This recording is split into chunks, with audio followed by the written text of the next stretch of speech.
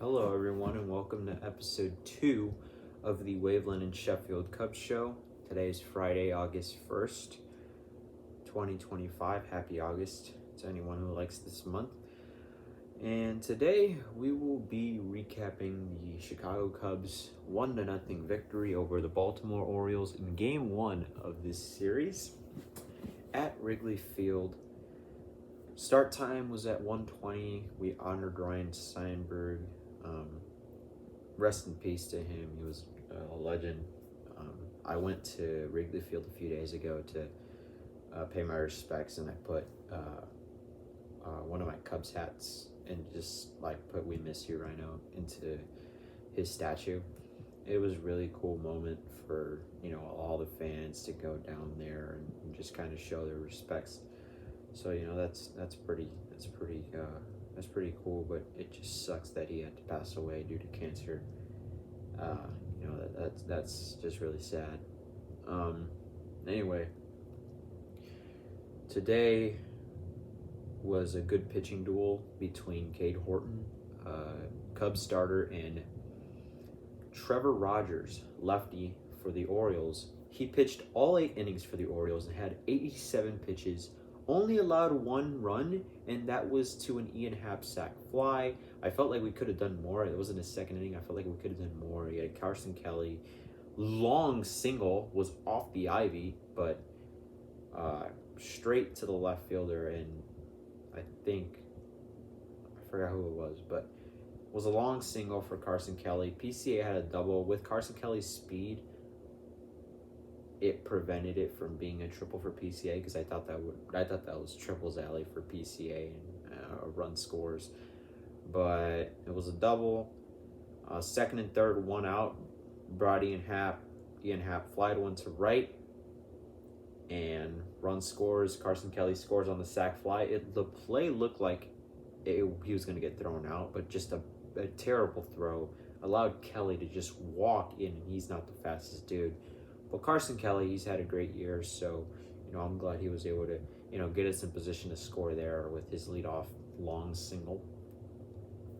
But all the credit goes to our pitching staff, our bullpen. Cade Horton, 5 innings of scoreless baseball. He only threw 71 pitches. I was shocked that they threw Caleb Theobar in the 6th inning. He was fine. But I was kind of shocked. I was like, well, he only threw 71 pitches. I don't see why we got to kind of limit his pitch count. It's only been 5 innings. But, pretty fine day by him. I feel like he's really starting to get better. I feel like he could be a big piece for this pitching staff later to come. Obviously, we're still shorthanded on this, starting rotation, as we didn't really make many trades yesterday, and I'm really disappointed about that. But still a good day. The bullpen, as I mentioned, after the 5th inning, they came in. They were good. Caleb Theobar pitched in the 6th inning. He pitched really good. No runs allowed. Andrew Kittredge, 1, 2, 3. He sat down that Orioles offense. Andrew Kittredge, former Oriole just a couple days ago, and then he flew down with the Orioles, but then switched hotels. So, it's good to have him in a Cubs uniform. Hopefully he can, do some big things for us later, September, October, when it, truly matters. But also just really glad to have him. He has some really good whiffs, some good swing and miss stuff, so I really like that. Cade Horton, as we just talked about, I like his changeup. I like that he's able to throw it over the middle of the plate. You get that changeup in the middle of the plate, that thing is nasty, and it just, allows for swing and miss. But Cade Horton, obviously great. Kittredge, and then Brad Keller in the 8th. Brad Keller, I gotta give the credit to Brad Keller. He is awesome. I mean, before the All-Star break, he had some of his struggles. He had some bad outings. Obviously, if you remember that one game against the Cardinals, Yohel Pozo hit a go-ahead 3-run home run, and Brad Keller allowed 5 runs in that inning. But outside of that and a couple stinkers in July, he's been really good the whole year. And he was a minor league signing by Jed Hoyer. So, I mean, just credit to Brad Keller. Brad pretty awesome in high leverage situations, and knock on wood, I hope he can continue that. And then Daniel Palencia came in the ninth and 1, 2, 3, 4 inning, you know, 2 outs on 3 pitches, then a good at bat by Adley Rutschman, which eventually led to a 2-out double, tying run in scoring position. And on the second pitch of the at bat to Tyler O'Neill, it looked like he crushed it. He pipped it. I thought it was gone. I was like, oh, this is a blown save for Daniel Palencia, but the wind blew it in. Hap at the warning track caught the ball, and the Cubs win. They moved to 64-45. They are 19 games over 500, just a half game out of the Milwaukee Brewers for first place. So, go Nationals. Please beat the Brewers somehow. I think the Brewers, I forgot who they're pitching today. I know tomorrow tomorrow or Sunday they should be pitching Jacob Mizurowski. Brewers, pretty dangerous team, but hopefully the Nationals can take them down. Hopefully we handle business for the rest of the series against the Orioles. We got Matt Boyd tomorrow, and on Sunday, I believe it's going to be Colin Ray. If I'm not mistaken, I think it's Colin Ray on Sunday. So let's lock in. Let's get this series dubbed. And let's just keep going. Marcus Stroman did get DFA'd by the Yankees. Maybe we could look at a reunion with him on the Cubs. He did good in 23. He struggled towards the end of that season, but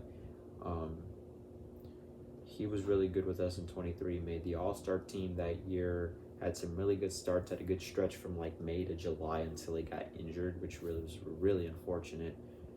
But